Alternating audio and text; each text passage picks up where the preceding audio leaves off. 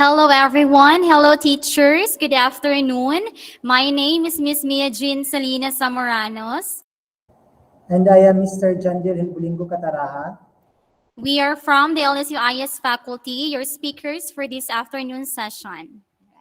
To start with, let us have here the digital tool tutorial.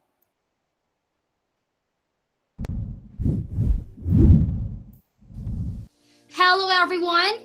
I am Miss Mia Jean Salinas Zamoranos. And I am Sir Jandel Helbulingo Cataraha. And we are from the LSU-IS faculty.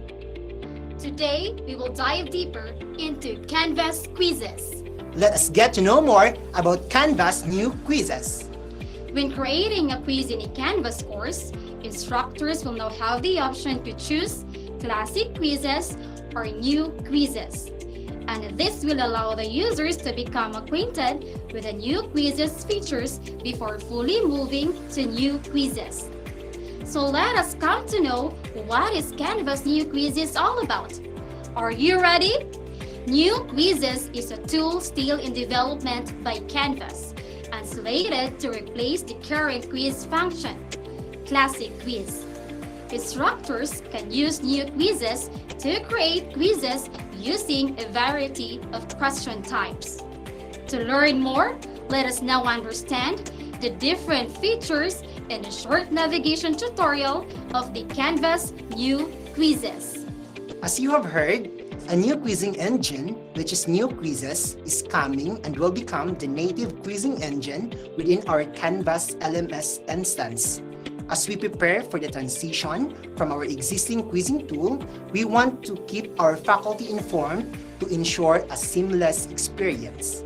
The addition of Canvas new quizzes brings several new features, including quickly duplicate a question type, easily align questions to Canvas outcomes, new item banks features such as direct import into item banks when using new quizzes, tag new items or metadata, search and filter item banks, and share those item banks. We also have new features in our quiz settings, such as waiting period in exam attempts, granular feedback, shuffle questions, shuffle answers, ability to add additional time for a student for all exams, and additional questions formats such as CAT-SPAT, ordering, categorization, and stimulus. This video, you will learn how to create and manage assessments using new quizzes in a Canvas course. New quizzes assessments can be accessed from the New Quizzes page. To create a new assessment using new quizzes, click the Add Quiz button. In the Choose Quiz Engine modal, select the New Quizzes option. Then click the Submit button.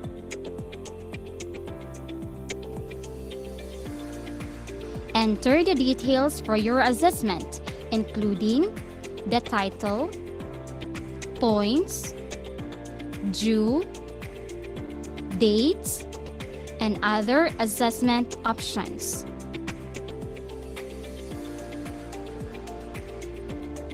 Then click the Build button.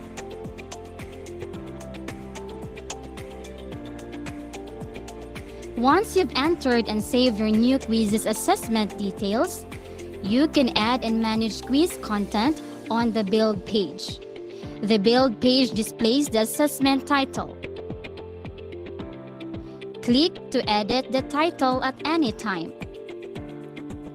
You can also enter instructions for the assessment in the Instructions field.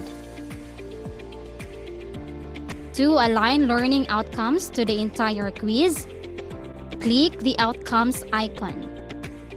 If you have quiz content, save in item banks.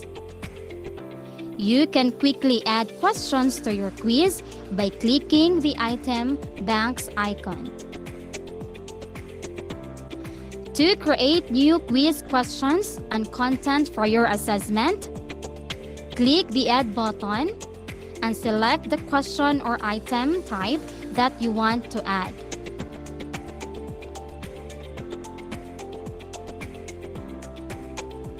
For each question type, you can add a question title.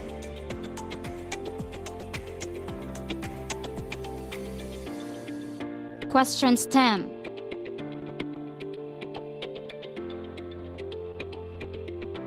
Points and feedback.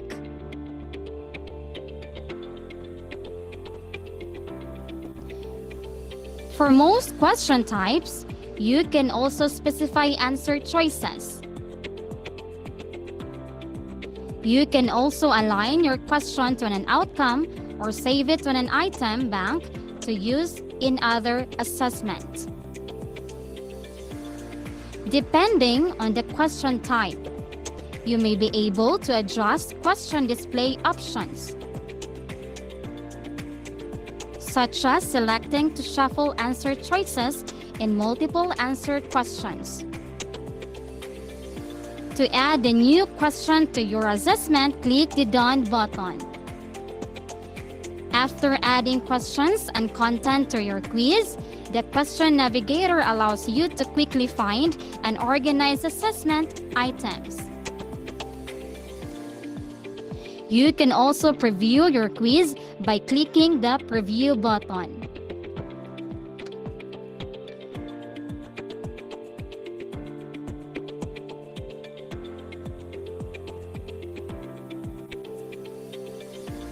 To manage settings for your new quizzes assessment, click the Settings tab.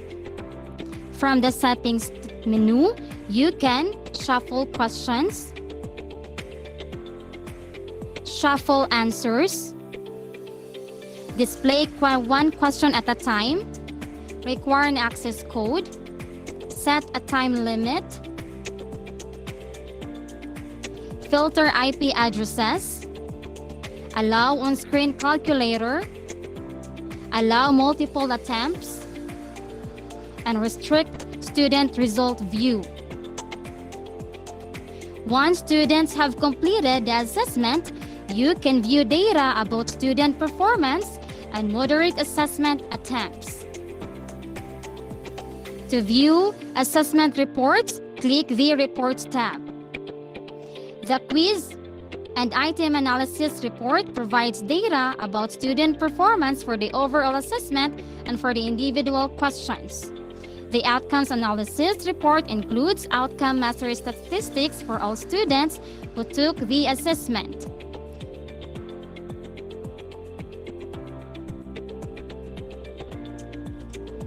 To moderate student assessment attempts, click the Moderate tab. The moderation page displays student scores, the time to complete the assessment, and links to access quiz logs for all students who have attempted the assessment. To view a student's responses in a specific assessment attempt, click the link for the attempt. The assessment results page includes the student's overall grade, correct answers, incorrect answers, and answers that require grading. But it is recommended that you use SpeedGrader to grade new quizzes assessments. Additionally, the Moderate page allows you to set accommodations that apply across all assessments for the course. You can also manage accommodations for an individual assessment. To manage accommodations for a student across all assessments in the course, locate the student and click the Edit icon in the Accommodations column. You can provide students with additional time, remove the time limit, and add time limit multiplier. To provide accommodations that only apply to this assessment, click the Moderate button. From the Moderate settings, you can reopen students' most recent attempt, give additional attempt, add additional time, or remove the time limit. You've now completed this overview video on new quizzes. Thank you! The Canvas quiz tool can be used to check for student understanding and assess comprehension of the course material. It is used to create and administer online quizzes with auto-graded and manually graded questions. And also, it can be used to conduct surveys and ungraded practice quizzes.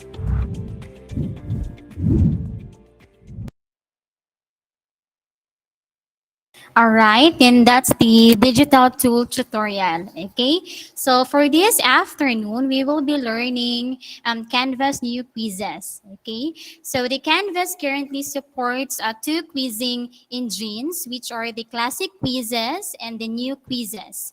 And the new quizzes tool offers several new features and question types, but is missing many features from the classic quizzes tool, which many of us use for assessing the learning of our students. Okay, so we know that the road to new quizzes is very challenging since we will be learning new features. Okay, so for this afternoon, again, we will be learning about Canvas new quizzes. All right. So for us to be guided in our lesson for this afternoon, we have here lesson objectives. First is to identify the basic understanding of Canvas new quizzes. Second is to create assessment for a specific topic using Canvas new quizzes. So here are the topics or the things that we are going through with our lesson for this afternoon. Okay, we have here the Canvas new quizzes definition. You will be given an overview on what is new quizzes. Second, the Canvas new quizzes features. You will be introduced to the different features of new quizzes. Another, we have here the Canvas new quizzes, the tutorial and the application. You will be guided on how to create assessments using the additional question formats. Okay. Before we will going to know the features of the Canvas new quizzes, let us first know the definition of Canvas new quiz. This is an assessment engine that integrates with Canvas and replaces the classic quizzes functionality currently existing in Canvas.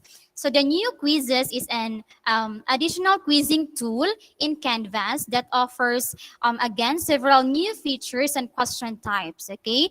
So it is a new quiz tool still in development by Canvas. And this was released late summer 2020, and the features are still being added.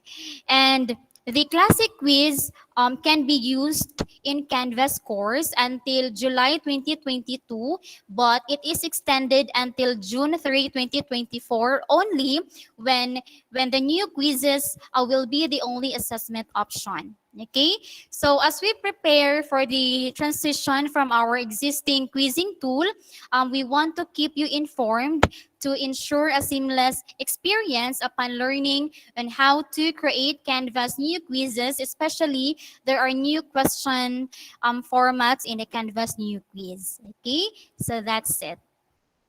So this time, we will be knowing now what are the Canvas new quizzes features. Or you might be wondering what are the new quizzes features. So here are the breakdown of what we can expect when using the Canvas new quizzes. Okay, so as you can see, this is the build page. Okay, so the new quizzes build page where we can add questions and content to our quiz. The title, the questions, the possible answers or the choices, the points, and the feedbacks. Okay, this is build page. All right. So next one, we have here the item banks. Okay, so we can manage our item banks within any quiz in new quizzes. So the item banks can be shared with the other users in our account with it could be your co-teacher. Okay, so sharing an item bank allows other users to view, to edit and use the item bank. Okay, again, we can also use open new quizzes to manage item banks by creating a new quiz. So the next one, we have here the student quiz accommodations. So the new quiz will allow us to moderate the quiz and add extra time to individual students for the whole course. Okay, so it allows us to sort by status and add time accommodations by the student. Okay, so in accommodations, for a student in new quizzes, it includes adding or removing time for all quiz attempts. Okay, we also have multiplying time limits by by a set multiplier. So again, in student quiz accommodation, it allows for individual student time adjustment. Okay, so that's it. Okay. Next one we have here shuffle answers by question. So the canvas allows the possible answers of all the questions to be shuffled. Okay, which is great option when we want to make our quizzes more secure and avoid that the students pass the answers along with. Okay, so this is shuffle answers by questions. Next feature, we have reports, this one, okay? So we can view reports for a quiz created in new quizzes. So the reports available in new quizzes are the quiz and item analysis. We also have the outcomes analysis, okay? So the quiz and item analysis report includes the statistics for the entire quiz and the individual items. Then the outcomes analysis report naman, it includes outcome mastery statistics for all the students who took the quiz. So take note that it may take up to 24 hours for quiz information to display in a new quizzes reports. Next one, we have here the printing quizzes. So we can print our quizzes in new quizzes. We can either print a quiz key with answers shown or print a blank quiz with no answers. So again, quizzes can be printed on a band paper or save it to our computer as a PDF file.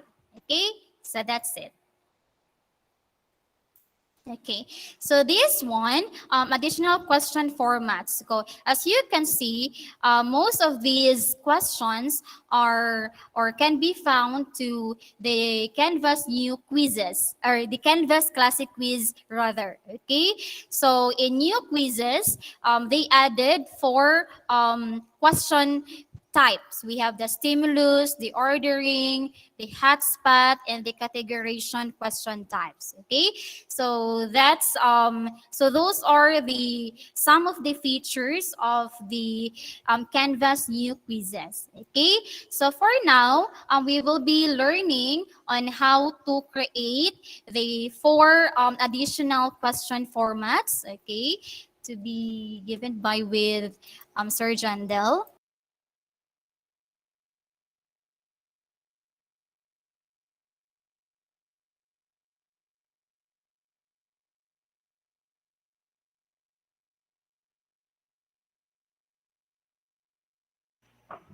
Okay, good afternoon, teachers. Kindly click the raise hand button if I am audible po.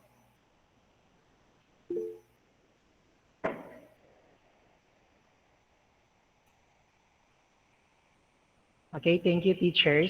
Um, as mentioned by my co-speaker, there are different question formats that can be found in both classic and new quizzes. These are file upload, formula, matching type, multiple choice, essay, fill in the blank, multiple answer, and then we have numeric and true or false. And I know that you have been using those question formats to create quiz in the classic quiz to assess your students. And similar process or steps will be used to create questions using the new quizzes. Like just for example, teachers, say for example, you are going to use multiple choice. So in doing multiple choice, you are just going to edit or provide the stem of the question, then the choices, and the correct answer.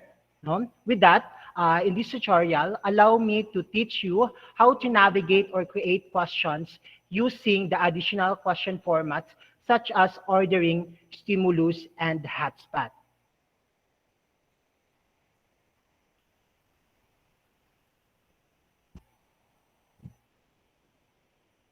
Let's start with ordering. How do I create ordering questions in the new quizzes? So when creating a quiz, you can create an ordering question in the new quizzes. In an ordering question, students are required to place answer in specific order. You can add top and bottom labels to the list to help students know in which order they should place their responses. When ordering questions are graded, students must order all the items correctly to earn full points. And there is not an option to assign a partial credit for ordering questions. How to add question or how to create a question. To create a question, you are just going to click the add button. This one. So click this button here, the add button. Then, to add the ordering question, after clicking the add button, the different question formats will appear, such as categorization, file upload, formula matching type, multiple choice ordering, and say fill in the blank, hotspot, multiple answer, numeric, true or false, and stimulus. So all you have to do is to click add ordering. In the title field, add a question title. But remember, question titles are optional and are not visible to students. So in the question stem field, add the question stem. So the question stem also contains the question, and if it's necessary, additional instructions and information. Ordering questions will include the top label and a bottom label. So this will help students to know which order they should place their responses. Let's say, for example, if you want their answers to be arranged from highest to lowest. So let's say, for example, you edit this top label with highest, then the bottom label lowest, then therefore students are asked to arrange the question from highest to lowest. So to name the labels, type the names in the label fields. To remove the labels from the question, you are just going to click the include labels checkbox here. But make it sure that all necessary instructions are found in the question stem. This is to avoid ambiguities on the part of the students if you want to delete the top label and the bottom label. To add answers to the ordering question, type the answers in the answer fields. So these are the answer fields. We have 1, 2, and 3 and 4. Then to click add answer, so you are going to click this button here, add answer link. Then to delete an answer, click the delete icon. So the delete icon is located at the right side of our move icons. This one here. Now, how to move answers? We can move an answer in an ordering question by dragging and dropping or using a move icon. So to drag and drop an answer, so hover over the answer until the move cursor appears. This one. So if you want to drag your answer number 1 down to be your answer number 2. So you are just going to drag this answer here. Then drag and drop the answer to its new location. So to move an answer using the move icon, click the move icon. So the move icon is located in between your answer fields and your delete icons. So this one, this these 4 pairs of parallel dots. So this is the move icon. After clicking the move icon, there are 2 choices that will appear, such as move up and move down.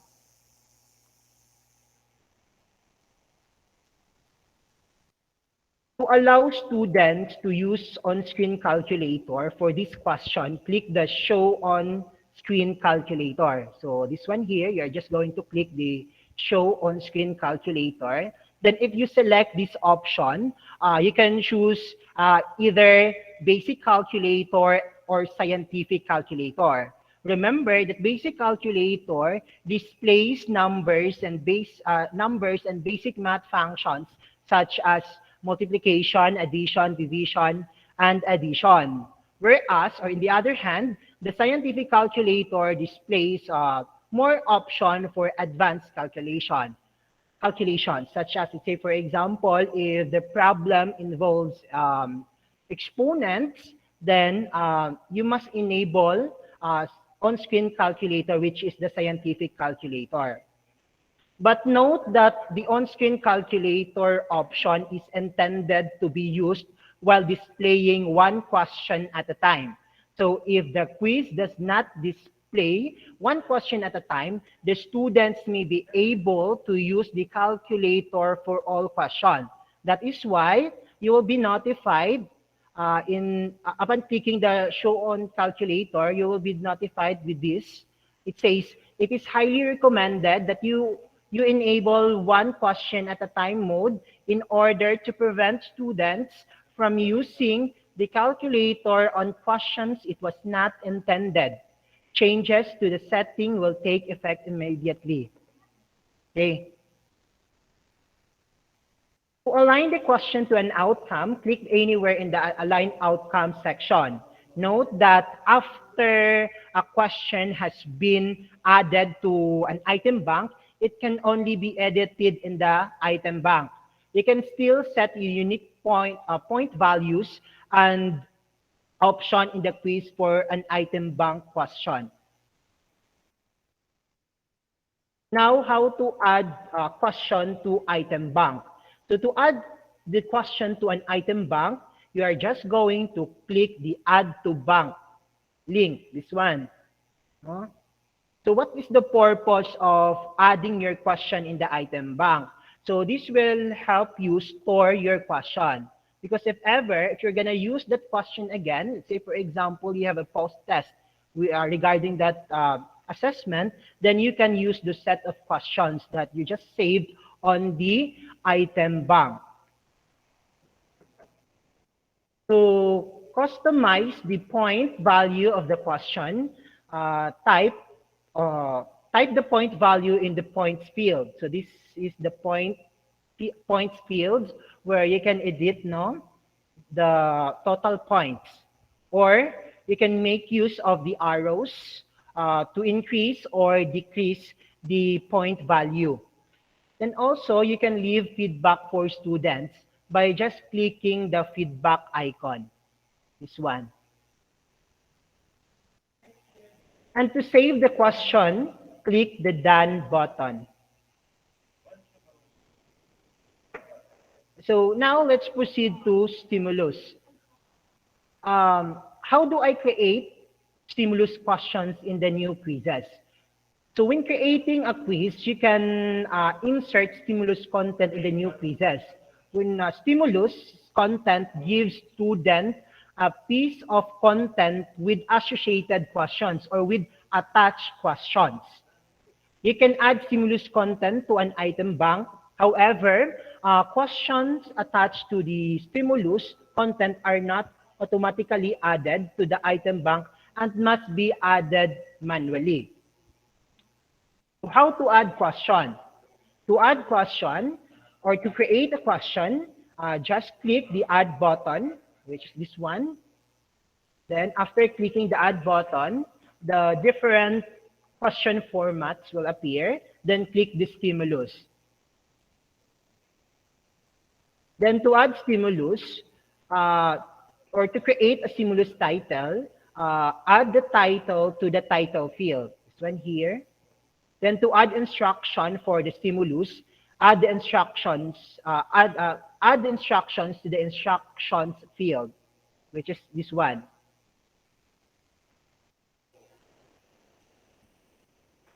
So in order to add the stimulus content, no, you can type or paste the information in the content into the rich content editor.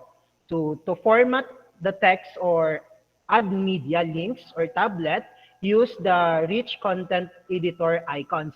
So these are the rich content editor icons where it will allow you to format text, align text, superscript or subscript text, create bulleted or numbered list, change the font style or text style, add tables, upload media, and insert equation. Again, these are the rich content editor icons. And this is the rich content editor. So in the stimulus option, you can select where the questions are located and the source and a source URL. So to select where attached questions are placed in regards to the stimulus, click the orientation. So just click the orientation. Then there are two choices. So it's either your questions to the right or the questions are attached to the right side of the stimulus or the questions are attached below the stimulus. And to add the source URL, enter the URL in the source URL. This one here.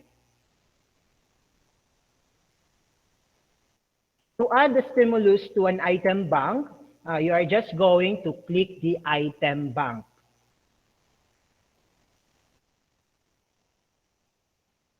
And then to attach question to a stimulus, so let's say, for example, this is your stimulus, the Declaration of the Independence. There's an attached question at the right side of your stimulus if you click questions to the right side of the stimulus. Then, once you have this attached question, rather, just click the one or click the attach button to add question. After clicking the attached question, there are the different question formats will appear. Then all you have to do is to select question type. That can be question types that will be attached in your stimulus. Note that all question types can be associated with the stimulus content. If a question is not attached to the stimulus will not appear in the student quizzes.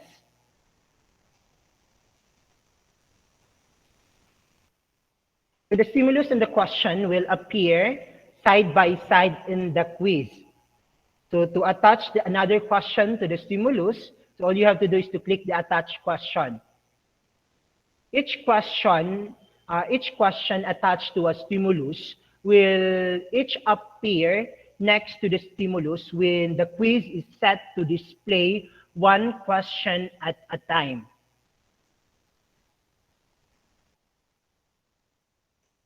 Now let's proceed to the last one, which is the hotspot. Now, what is hotspot question? When we talk about hotspot questions allow teachers to upload images and have their students identify a specific area in that image. So the following images types can be used for hotspot questions, such as BMP, GIF, we have JPG, then JPEG, and the PNG. How to add question? So you're just going to click the add button. Then to add hotspot question, just click the hotspot or click the add hotspot icon here. Then in the question title, add a question title. Again, question titles are optional and are not visible to the student's view. In the question stem field, add the question stem. The question stem contains the question and, if necessary, additional instructions and information. So how to upload image? To upload an image for the hotspot question, drag and drop the image or select the file by clicking the browse link. You can use one of the three shapes. Again, you can use one of the three shapes, such as square, circle, and the polygon. So to delete a hotspot and create a new one, you are just going to click a shape tool or the image. To create a square or circle hotspot, click the shape, then drag the shape over the hotspot. Let's say, for example, here, if you want to identify Thomas Jefferson in this picture, and then this is Thomas Jefferson, then you're just going to click the square or the circle, then drag it to this image. And how to use polygon tool. To create a polygon hotspot, click the polygon shape, which is this one. Click the image, then drag the tool around the image to create each side of the polygon. So to end one side of the polygon, click your mouse. To close the hotspot area, double-click your mouse at any time. Now, how to expand image. So in order to expand image, you are just going to click the expand icon. This one here, at the right side of the polygon. So after clicking the expand image, so this is now our expanded view. You can use any shape to create a hotspot. So to save the hotspot, click the done button, which is this one. Then to return the quiz question, you are just going to close the icon. Then add the question to an item bank by simply clicking the add to bank link. This one here.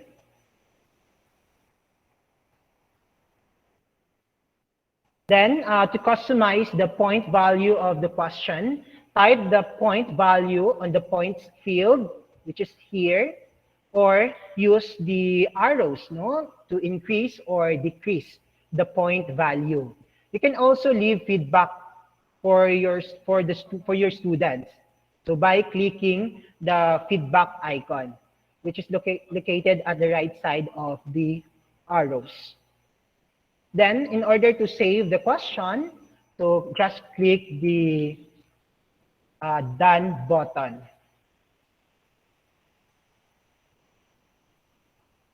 Okay, now we have this activity. Let's do this. So let me read the general guidelines. So we have create 3-item quiz using the Canvas new quizzes. You can choose your desired question format. You will be given 10 minutes to complete the task. Then speakers will randomly call at least 5 participants to share their screens. But please be informed that we are going to accomplish this activity, this hands-on activity together. So to do that, please log in to your Canvas account, and Miss Mia will share her screen to guide you in this activity.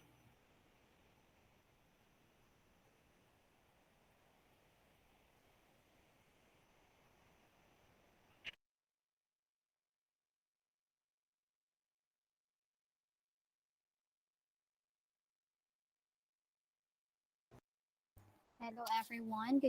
Once again, good afternoon. Okay, so I'm going to share my screen. All right. Okay, so this time I want you to log in to your LSU account. I mean LSU Canvas account. Okay. Are you in na ba? All right. Can you hear me? Okay. So all right. Okay, so I want you to choose a specific course. Oo. Pwede ra pod sa iyong sandbox. It's okay. Oo. Then I'm going to click my homeroom course. Then uh, I want you to look at this one on the left side, this navigator. Okay, so I want you to click the quizzes page or the quizzes tab.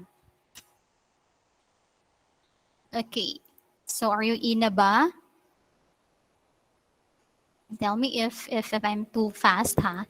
Then have you seen this one on the right side? There is a quiz button. I want you to click that one. Okay, and then you're going to choose the new quizzes and then click submit. Click submit. Okay. And then you will directly proceed to this page like this. In na ba? All right. And then you're going to put the title of your quiz. For example, mine is eating habits. Okay. Then points. Could be 15 or 30 points. It's up to you. Okay. And then assign to everyone or pwede ra pod specific student you would like to. Then the due date of your quiz. Then the availability dates.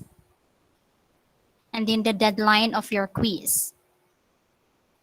And then after that one, click the build button at the bottom.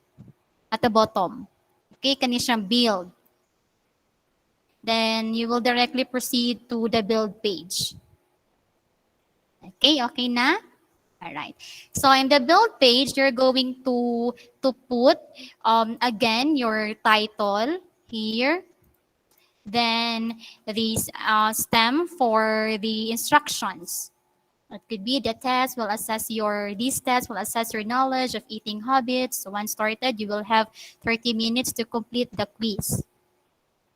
Okay, then click the done button. Okay, then after that one, you see here a plus sign. You're going to click that one wherein you're going to choose what question format that you want to. It could be categorization, file uploads, formula, matching. Okay, pwede ra pod multiple choice. It's up to you. Okay, so this time we will be using multiple choice because it's the easiest one to create a quiz. Okay, can you click the multiple choice? All right. And then, once na-click ninyong multiple choice, pwede na mo proceed ingon ani na yan inyong makita. Okay? Then, in this part, you're going to put your, above Ana, you're going to put, for example, question number 1 or 1. It could be A, B, it's up to you. Okay? Ano siya.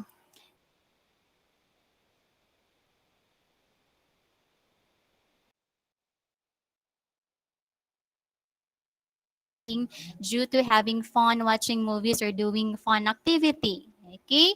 So it's up to you. Pwede po siya. You can have a picture, a upload media. Okay? Pwede po siya. And then below that one will be the possible answer and then the choices of the question. For example, distracted eating, social eating, emotional eating, then fueling for a performance.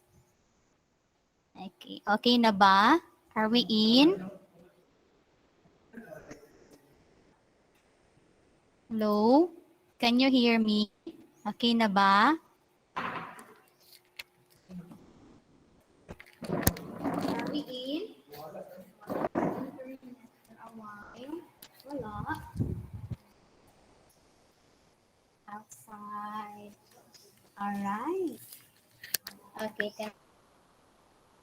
Okay. So that's it. Hello, can you hear me? Walang internet. Okay. Okay. Then are you done na typing the choices? Then after that one, you can click here.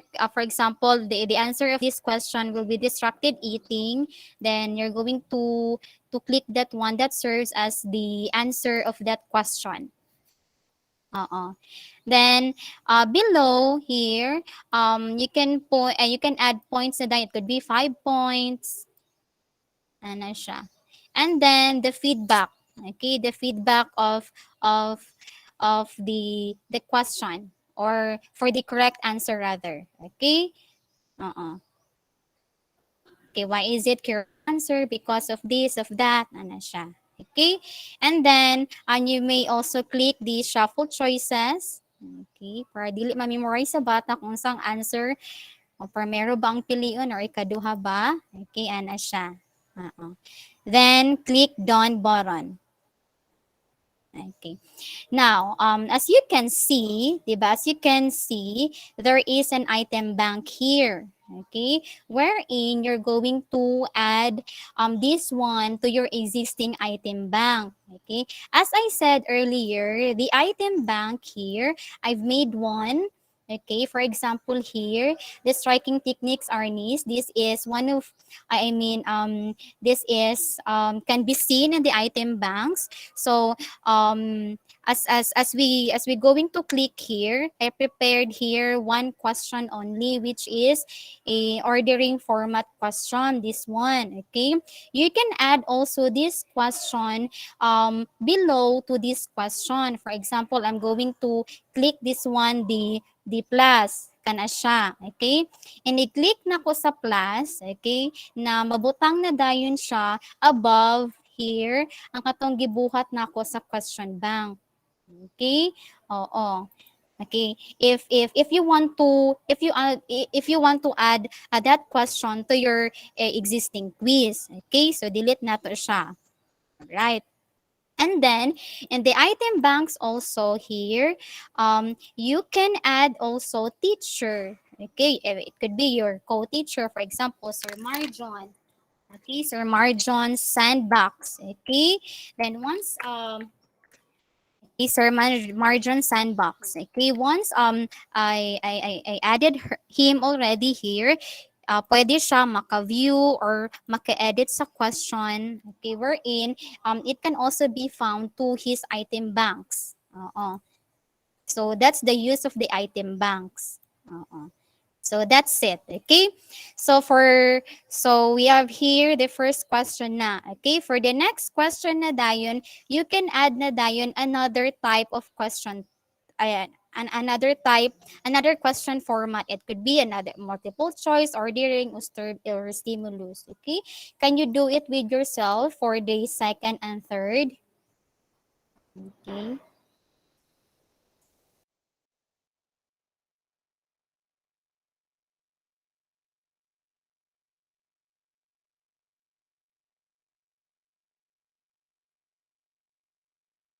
All right. Do you have questions regarding about this one for the new quizzes?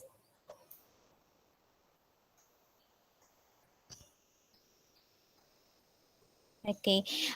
For example, you are done making na your quiz, you can also preview, okay, your created quiz.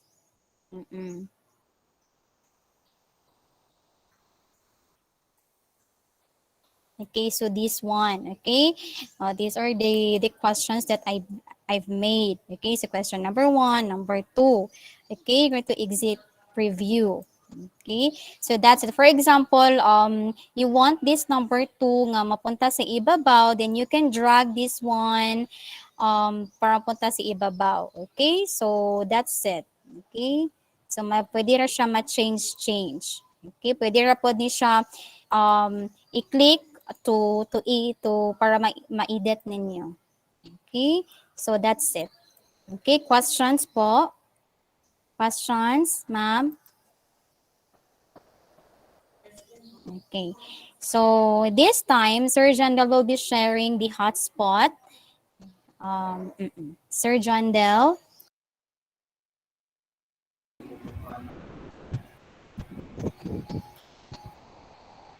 Okay, good afternoon, teachers. Am I audible po? Yes, sir. Okay.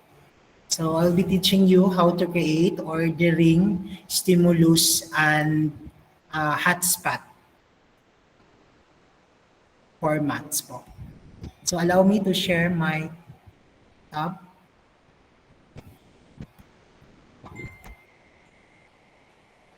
Stay po in the build page po. Okay, so a while ago, I discussed po the ordering hotspot and the stimulus. So in order to, can you see my screen or my canvas? Yes, okay, thank you po. Okay, so to add a question or to add an ordering question, just click po this add button here, then choose the ordering one or add the ordering button.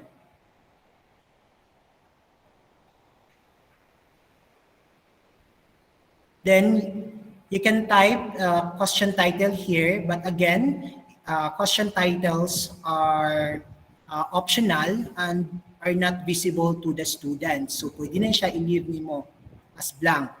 So let's say for example po, if your question is or your STEM is arranged, no, you are asked the students to arrange the values in increasing order, just like what I made here.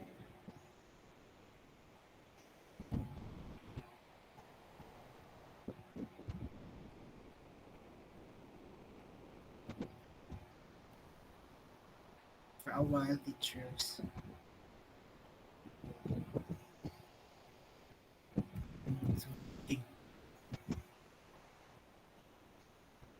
Okay, so you're just going to, in order to create the stem of your question, just click the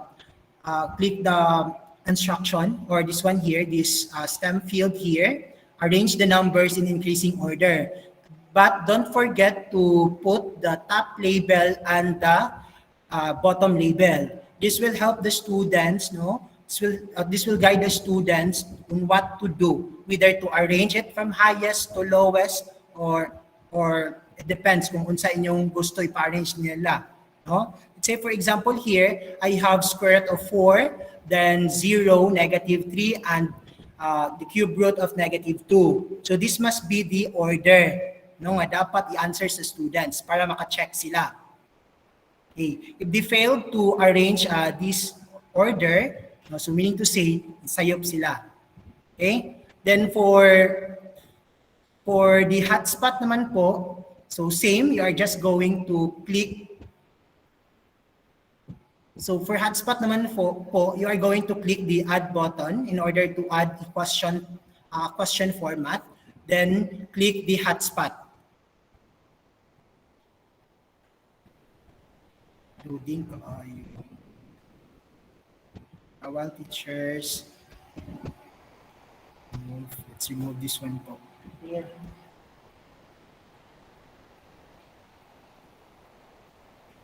So again, click, then click the hotspot.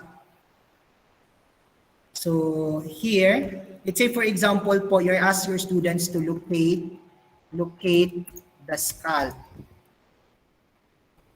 Locate the skull. So then you are going to upload a picture of the skeletal system. So you are just going to click here. Just click it here.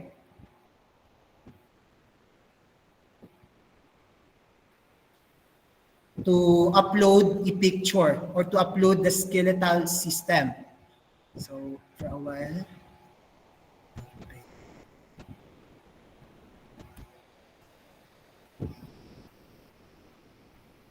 So I already uploaded po the skeletal system. Then again, this question stem is to locate the skull. So in order to put the hotspot po, no? So I will just going to click the circle po. So circle po kay Scalman siya, so if square, so maglisod na mo ana og create og hotspot. So you're just going to drag the circle. This one here. Okay, for what?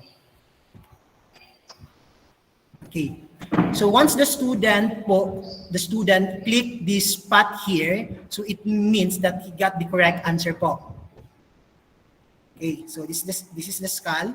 Then in order to save the question, you're just going to click the done. Or let's say for example, if you want to edit the point value, so let's say for example this question is good for 5 points, then click, edit 5, or you can use these arrows here, increase, and this one for decrease. Then you can also add feedback po. Then done. Okay, and this is now the hotspot, example of hotspot question. Locate the skull. Kanito nga blue spot po, this will not appear to the student's view. Wala ni siya. If the student will click this spot here, so sakto yung answer po. Yes. Okay, let's see po sa student's view if makita nato ni siyang kaninga spot, the blue spot. A while. Then go back to view. By clicking the preview button,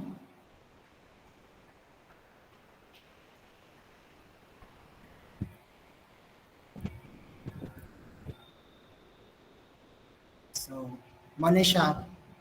Okay, for the ordering, we have here, okay, the correct order must be square root of 4, then 0, negative 3, and cube root of negative 2. So, nakakuan siya na rearranged, right? Then here naman po sa hotspot question, so wala na siya ang blue spot. So, meaning to say, if the student will, again, click this button, this part here, so correct na iyang answer. Okay? Nakasunod po ba sa hotspot? Yes. Sir, for example, if using hotspot, sir, specific to the point lang nga gi-make ni teacher ang dapat maklik sa bata. For example, the example sa skull, sir, locate the skull. If other points sa skull ilang napindot, pero dito ra sa bilog ni ang ma-mistake ang bata, for example. So, murag kwan bud ang kwan na beer kay nana mao pud ang problema sa hotspot beer. So dapat siya Dako na lang circle. Ang circle dakuon jud siya ang circle. Dakuon lang jud ang circle para kung asa dapat i-click sa student asa nga spot makuan siya. Okay. Sige. Thank you, sir. Ang kan. Thank you. Then now let's have stimulus po. So return or exit preview. So for the stimulus naman po, again, click the add, then click add stimulus button, which is this one. Then for example, the declaration, your title is the Declaration of Independence. Declaration of Independence. Sorry. Declaration of Independence. Then you can provide instructions here. Then for the content naman po, you can upload photos or you can copy and paste in the content editor.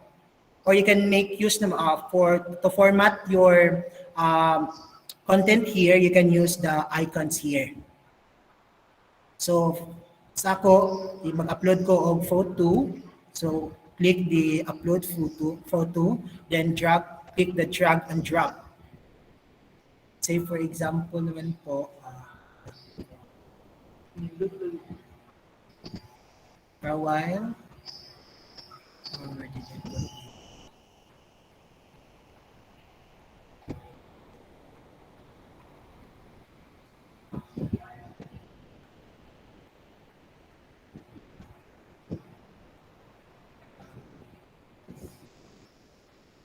well, teachers. So then you are just going to click import na po. After uh, after having or after clicking your desired photo to be uploaded in the content editor. Then to save, to save, you're just going to click add stimulus. Add stimulus. Then again, after adding the stimulus, you can see the attach question where you can attach question. Sorry, na Declaration of Independence, but the topic is all about limits of trigonometric functions. Okay, this is just an example po. So you can attach question here. So then after clicking the attach question, the different question formats will appear. And it depends upon you kung ano sa inyong gamiton. It's either multiple choice, file upload, or categorization. Let's say itong gamiton kay multiple choice, then we have this one. Question title, add question, then the choices po. We have here. Okay, then after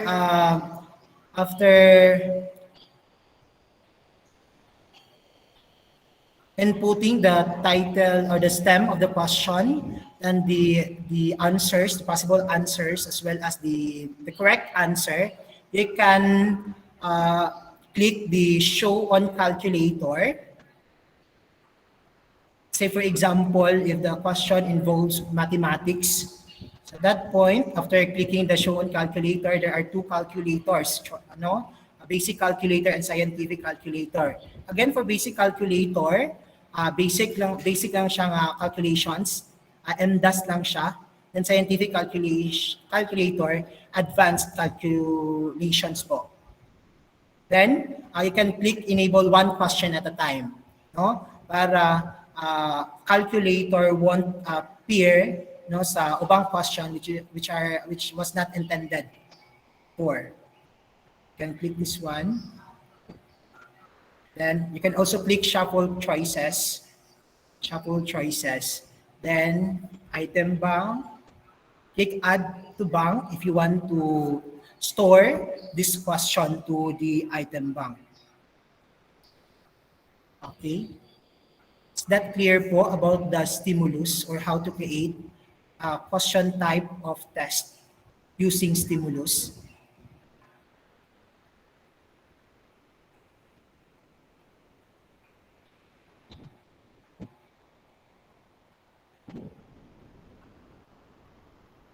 Questions?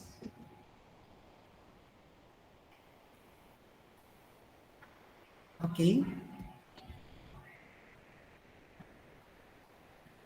So again, since you are asked po to create 3-item quiz and you are just going to choose, no, kung unsang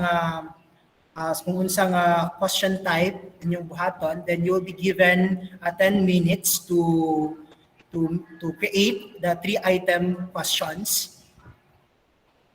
And then after 10 minutes, we'll be calling someone po, I think at least 5 teachers to share their screen para ma-share nila ilang gibuhat. Okay, teacher? This one na may pangutana, then timer starts now.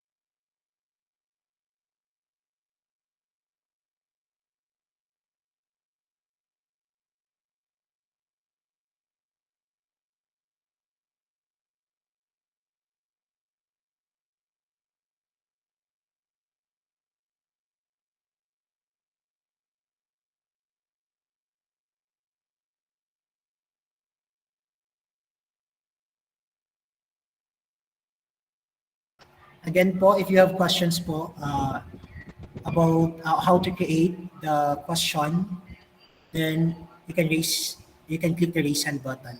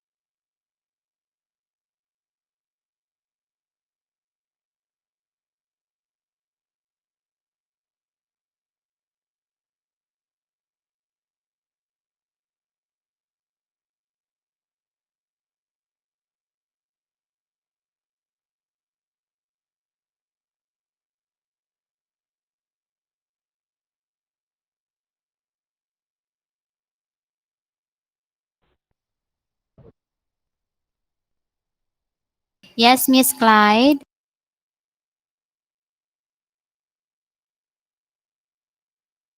Miss Clyde, do you have questions, Miss Clyde?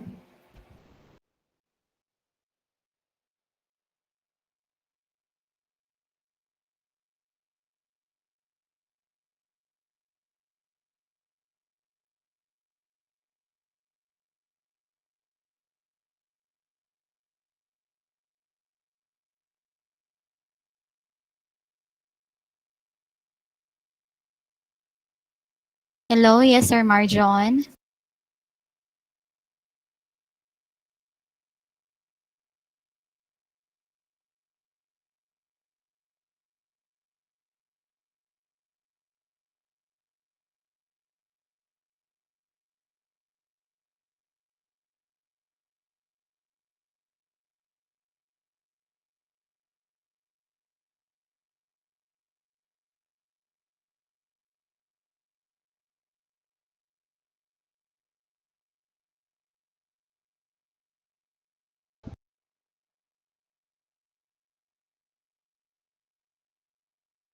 Miss Mia, Yes, Sir Marjon.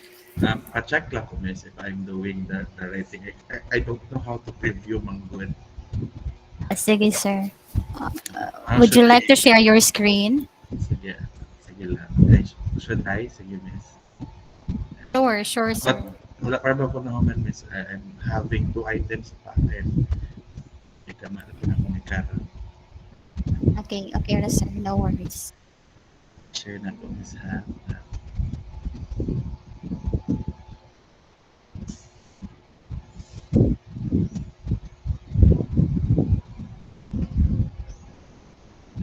sharing already, Miss. I have here made two items, the ordering and the hotspot. I don't know if I am doing it right. That's what means. For how will I preview this, Miss? Or is it this one lang that I will show?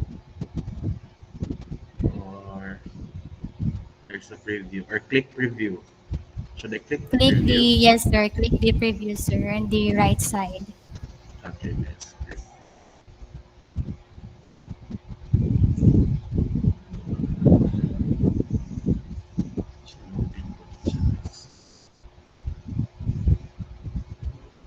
Ah, sige. Here's the ordering.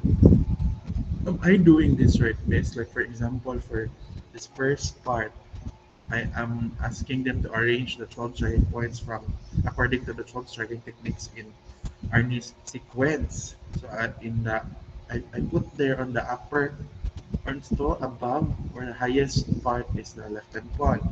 And then for the lowest is the crown. Am I right? Am I doing it right? Yes, Sir Marge.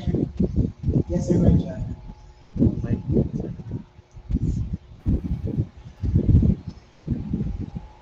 Ah, okay, then for this one, so this will be the preview of my students na I serve and miss.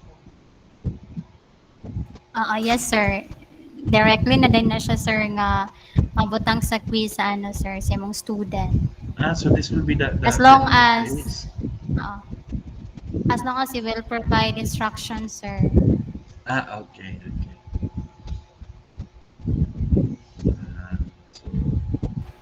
So I will still add another item for to be 3 items, or is it enough already, miss? For today lang? It's okay na sir just for today sir. Thank you sir Marjon. Thank you, miss. Thank you, sir.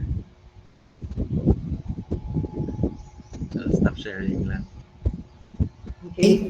How about the others po? Yes, yes, Ma'am Maria. Good afternoon, Sir John Dale and Good Ms. afternoon, Maria. Good afternoon, Miss. everyone.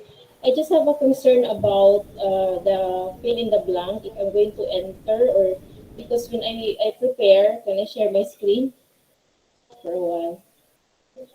This one. It will not enter to the next line. It will just in one sentence. Like for example, this one.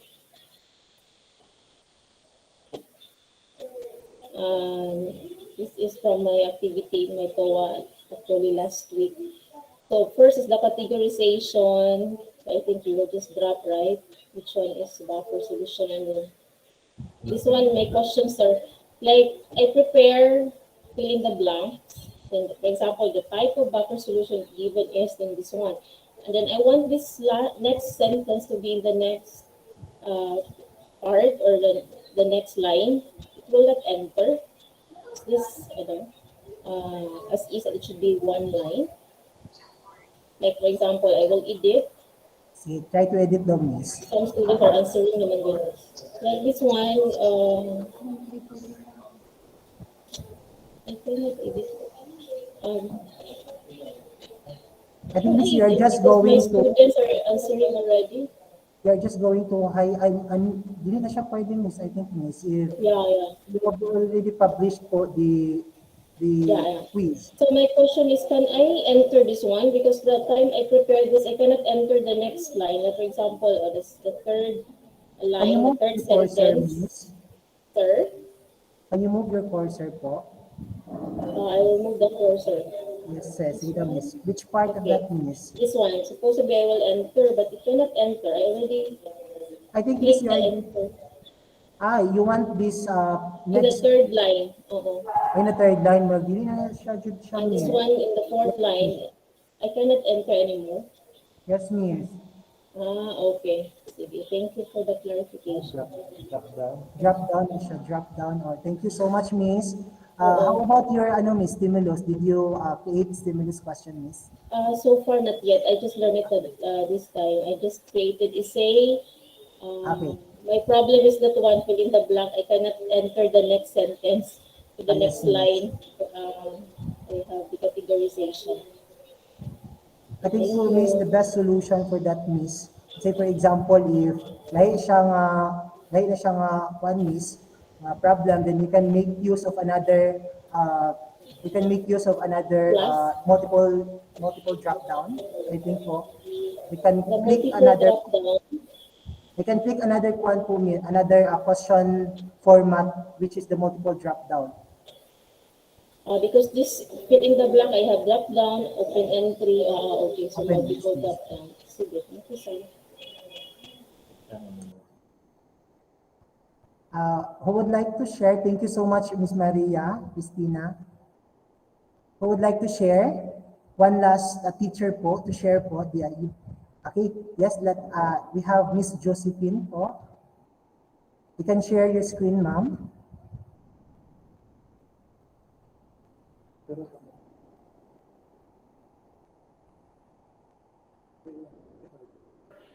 Hello, sir. I have a Yes, question. Ma'am Josephine. Go ahead, ma'am. Okay, my question is with regards to using the hotspot, Yes, di ma'am. ba? If I want my students to locate the parts, for example, the compound microscope, and they're going to click the specific part. So I tried, but I use only the circle on that part. But I cannot make another circle on the other part. So does it mean that Okay. when you have to upload that object, the compound microscope, it only can give you one specific part, then another item for another specific part? Yes, Okay, sir. ma'am. For hotspot po, one spot in every question po. So for you po to add Mm, another hotspot, you can duplicate that question. Again, ma'am, you can duplicate okay. that question po. Thank you, ma'am. Okay. Thank you, sir. That's all. I I think po it's already 3:48. Malapas na tag 3 minutes. So do you have questions, teachers? Click the raise hand button po if you've learned something from this session.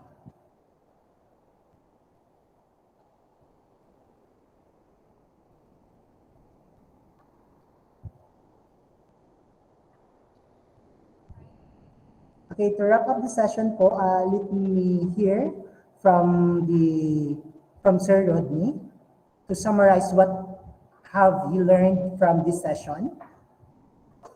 Yes, Sir Rodney? Sir? Yes, good afternoon. Ako ang gitawag, sir.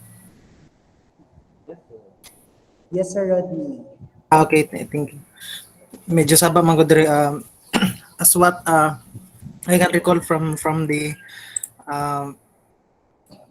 tawag ani, from the lectures that you've made. I I I learned different types of or different features of this new quiz. So in my part also, I learned how to. I'm also practicing hotspot.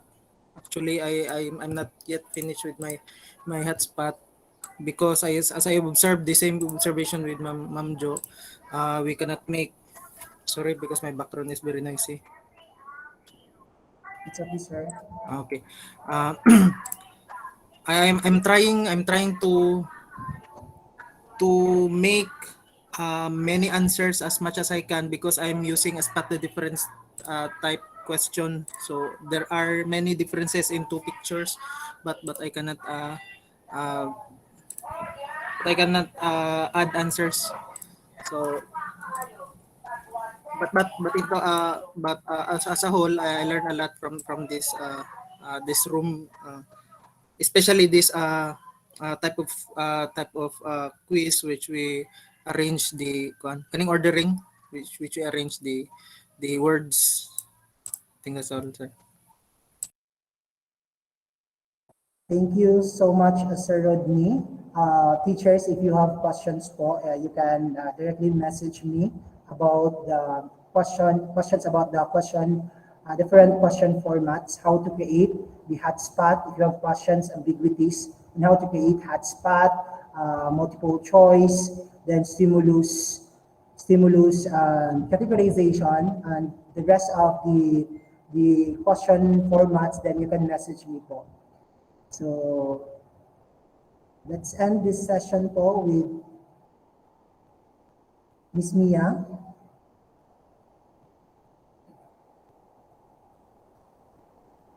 Okay, before anything else, after this one, please, go back to the main call for the closing program. All right. So thank you, everyone. I hope you've learned something this afternoon. Again, if you do have questions, do not hesitate to message us. All right.